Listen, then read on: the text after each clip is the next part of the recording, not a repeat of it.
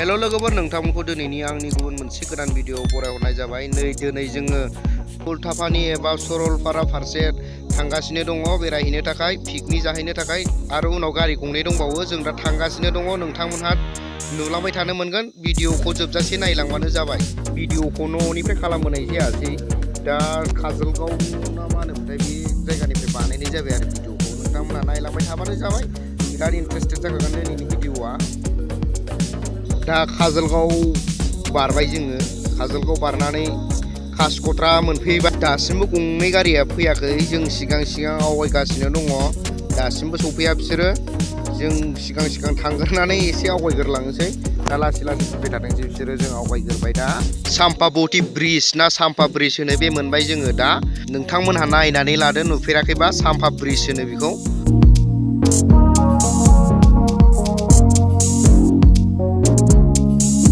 फैनानै नै दा बिसमुरि मोनफैबाय।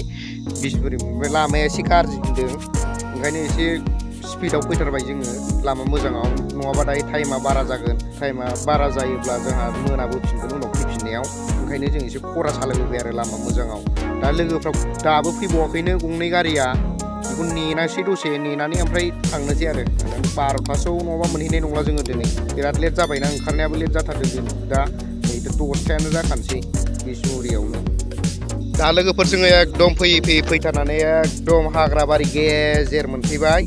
नायदो नोंथांमोनहा माबायदि हाग्राबारिया, देन्जार हाग्रा गुदुखा, एकदम गिथावनो लामाया। ओमफ्राय माबा माबिबो ओंखारलाबायो होननाय खोनादों लामाफ्राव, एसे खेल होनानै थांनोसै। नुबाय बायो खोमा, बेयो उल्टा पानिनि मन्दिर, बाहाय जोङो हाबनानै एसे बोर बिलांनोसै।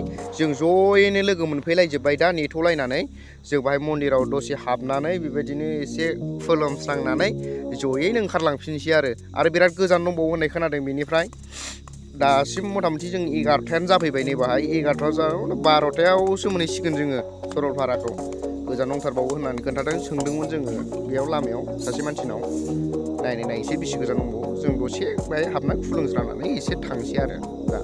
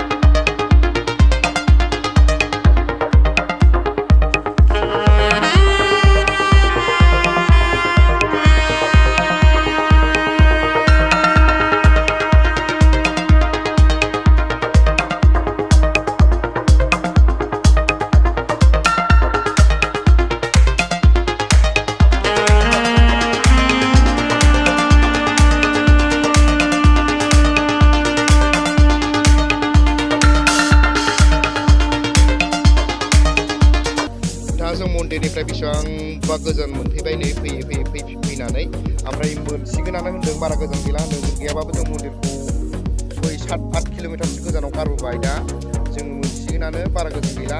नोंथांमोनहा नायलांबाय थादो, जायगाखौ मोनथारनोसै। बिराद इन्टारेस्टेड जागोन जायगायाथ'। आं फैफेराखैमोन, फार्स्ट टाइम फैदों। माबायदि नायनो मोनसिगोन आरो दिनै। नै मोनफैबायानो, जों दा मोनफैबायनो। बरिया थान्दा मोनदों माथो जायगाखौ मोनफैनानै। बा हाजो सारि जा बरिया, खाथियावनो हाजोआबो, बारा गोजान नङा। दैयाथ' बरिया गोजों, बाब्रे बा। दा जों मोनफैजोब्बाय, मोनफैनानै दा ओंखारजोब्बाय आरो गासिबो। दा जोङो ओंखारनानै माबा रेडि खालामजोबनोसै जानाय लोंनायफोरखौ, ओमफ्राय बेनिफ्राय जानोसै आरो। दैया जोंनि दैखरनिफ्रायबो बिराद गोग्गोसिनखा, सयथिबो। आयै दुगैनांगोनलै दायो, दुगैथावथाव बरिया। सयथि अन्थाइ बल्दारफ्राव जा गिदिर दंखायो, अन्थाइखौसो लांनो गोसो जालायलांबायमोन आङो। ट्रेक्टरफोर नङाबा ट्राकफोरसो लाना फैनांगौलै, जेला अन्थाइखौ मोनलांगौदां ना हरनाय नङासो नामा। हमगोनसो नामा फरेस्टआ अन्थाइफोरखौ लांबा एसेल' लांनायखौलाय मा होनो नैबे गारि उनावसो नैबाव 10-20थासो लांजागौमोन आराम न'आव दोनहैजागौमोन नायनो थाखाय जा गिदिर अन्थाइ दंखायो बरिया दायो दुगैगोनलै आङो बेसेबां गुसु दैखौ दांनायनांगोन र' दा जों साहा दावदै ब्रेड आरो बेजों लोगोसे साना एवनाय जाबाय जों ओंखाम ओंख्रि संनानै लाबोखायाखै संनानैसो जानांगौ जों बेखौ जाग्रोनानै मावनोसै आरो जानाय लोंनायफोरखौ बानायनोसै रेडि ओमफ्राय बिनि उनाव जानोसै दा साहा आरिखौ लोंजोबबाय जोङो सिगां उखैबोबायबो 12था जाफैलायबाय फैनाया गोजान लामायाबो नै जोंना नानिया सामब्राम आरि हाहांबायबो आरो नै बे गुमैया साला हाबदै जानाया मा गामोन दावदैयाबो जाखोथाय जालांखाया मा गामोन जागासिनो दङ नै बियो जाहैबाय मैखुन नै बे जाहैबाय हांसोजों खुमब्रा नै मोखांफ्राबो एसेसो नाहरलाय दा हाग्राफ्राबो आब' आंना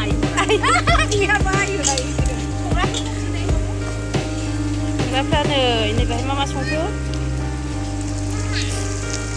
अमा गोरान बरिया जाखाबाय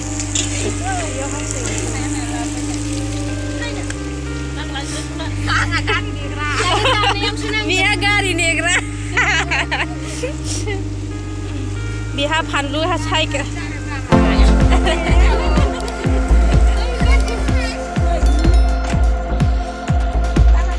दा लागावबाय जों अमा गोरानजों मैखुनजों संगासिनो दं नै दुखावनोसै दा जासिजोबनोसै सालाखौ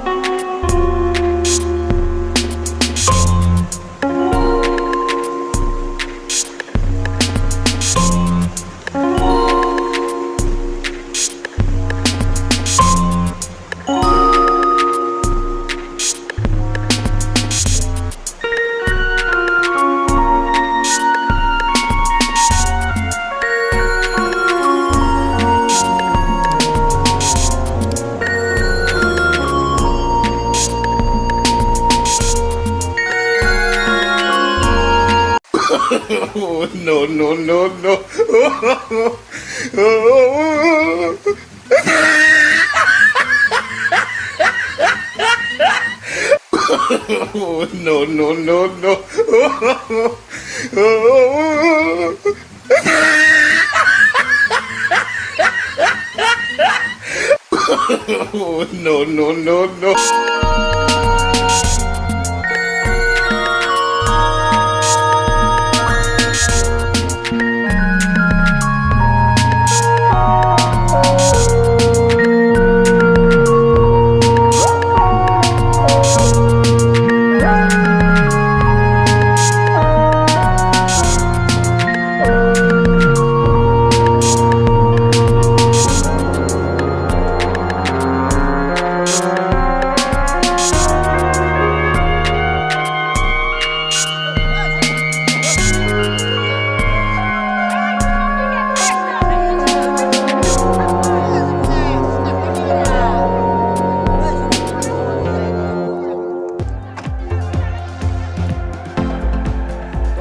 जोङो दा जाखांनानै दखानाव गय जाहैबाय ओमफ्राय बेनिफ्राय नै दा थांसिगोन थांनो ओंखारबायानो जोङो मथा-मथि नै लोगोफ्राबो फैगासिनो दङ थांनो ओंखारबायानोसै दा मोनाबायबो